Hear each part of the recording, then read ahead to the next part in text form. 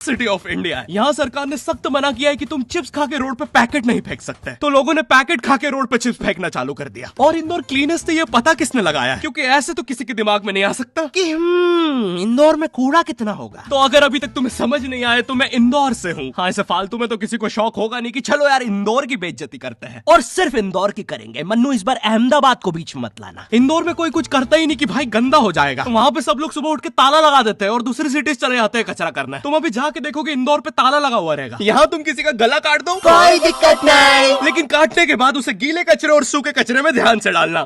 400 लोगों को टपका दिया, 300 बच्चों को उठवाया, 5 बवासीर वाले अंकलों को पिटवाया। आज तक मुझे कोई पकड़ नहीं पाया, तुमने कैसे पकड़ा? वो आपने ये गीला कचरा सूखे रहने दीजिए, मैं देख लूंगा। तो मैं इंदौर के एक पास वाले गांव खिड़किया में रहता हूँ। खिड़किया इतना छोटा गांव है, वहाँ एक वाईफाई नेटवर्क में पूरा गांव कवर हो जाता है। इनफैक्ट खिड़किया नाम भी उस वाईफाई नेटवर्क का ही था, तो गांव वालों ने सोचा यही रख लेते हैं। तो अभी खुद का चला लॉक गया मेरे गांव का नाम, किसी ने वो वाईफाई हैक कर लिया है। इतना छोटा गांव है, तुम नॉर्मली भी चलोगे तो ऐसा लगेगा कि 80 की स्पीड पे जा रहे हो। चीजें इतनी तेज साइड से निकलती है। भाई यहाँ इंसानों के लिए स्पीड ब्रेकर्स लगे, और भागते समय तो हेलमेट पहनना पड़ता है। मेरे गाँव में लौंडे लड़के बोलते अपनी लोकेशन भेज, फिर उन्हें पता चलता है वो ऑलरेडी लोकेशन पर ही है। यहाँ जितने लोग हैं उससे ज्यादा तो दिल्ली में लड़कियों के मेल बेस्ट फ्रेंड्स होते हैं। इतना खाली गांव है, लोग अपनी ही गुंजी हुई आवाज से बात कर रहे होते हैं। भाई मेरा गांव मैन वर्सेस वाइल्ड के एक एपिसोड तक में है। दोस्तों, मुझे नहीं पता मैं ये कहाँ आके फंस चुका हूँ। मुझे तो ये भी नहीं लगता कि मैं यहाँ से जिंदा वापस जा पाऊंगा। यहाँ तो अपना मूत भी चैन से नहीं पीने देते लोग, वो भी आकर छीन लेते हैं। मेरे गाँव में हर जगह बेटी पढ़ाओ बेटी बचाओ लिखा है, जो की बेटियों से लिखवाया है उनके स्कूल छुड़वा के। इतने अंगूठा छाप लोग पढ़ लिखने के बाद भी पेन से अंगूठा बनाते हैं। हाँ, पेन से फिंगरप्रिंट बनाने की कोशिश करते हैं। इनके सामने लड़की भी घोड़ी बनेगी तो उसे भी चराने ले जाएंगे। इतने गवारे मेट्रो की पटरी पे हक देते हैं। भाई मेरे गांव में जब अंग्रेज थे तब गुलामी भी वही करते थे, क्योंकि तुम ये गांव वालों से कुछ नहीं करवा सकते। यहाँ 3-3 दिन तक बिजली नहीं आती है, लेकिन फिर भी कोई खंबे से चिपक के मर जाता है। अरे ऐसी जिंदगी से तो बिनोमो पे ट्रेड कर लो। और नहीं आता का क्या मतलब है, पहले डेमो अकाउंट बना के सीख लो, फिर जाके मेन अकाउंट से पैसे बना लेना। अबे रुको यार, करके ही दिखा देता हूँ। देखो, मुझे लग रहा है ये ग्राफ अभी ऊपर जाएगा, तो मैंने अपना ट्रेड सेट कर दिया और लो बन गए पैसे। अरे लो ना, अरे ले। अरे भाई लेना, तेरा फोन है, मेरे को घर जाना है। और यहाँ पे विड्रॉल और डिपॉजिट भी आसानी से हो जाता है, वो भी बिना किसी कमीशन के। प्लीज ना पकड़ना अपना फोन, ले लेना, घर जाना है मुझे। तुम अपने लिंक से अपने फ्रेंड को भी इनवाइट कर सकते हो, जिससे तुम्हें 10 से 20 डॉलर मिलते हैं। तो अभी जाके डिस्क्रिप्शन के लिंक से डाउनलोड करो।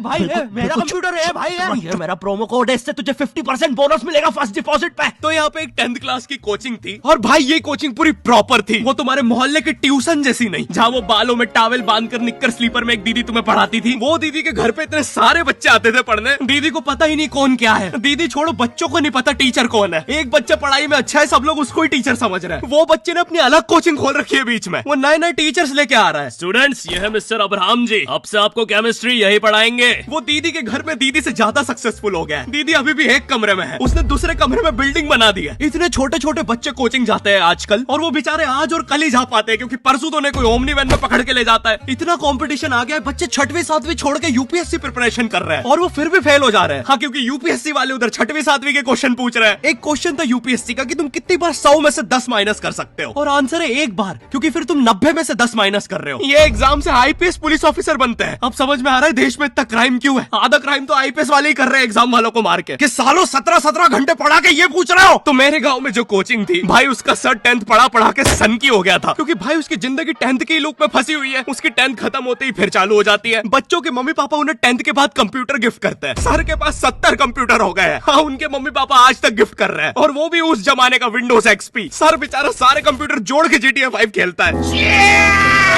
सर इतना 10th क्लास में है, वो कोचिंग के बाद अपनी कोचिंग की लड़कियों के सामने बाइक से स्टंट मार रहा होता है। देख कोमल, राज ने तो सबको पीठ पे कुत्ते मारे हैं, तू कोई नई नहीं है। शबाक, पीठ पे कुत्ते मारने वाला राज।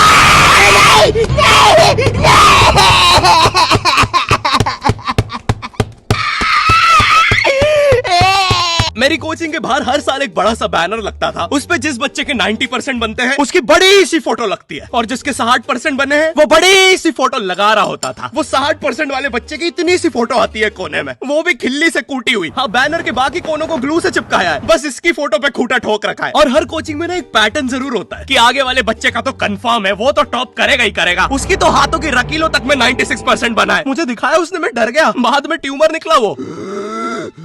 भाई तू इलाज करवा ले यार अपना।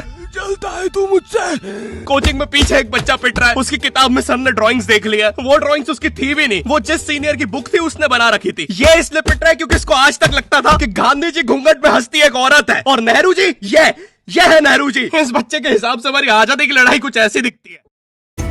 On WhatsApp, no one can see or hear your personal messages.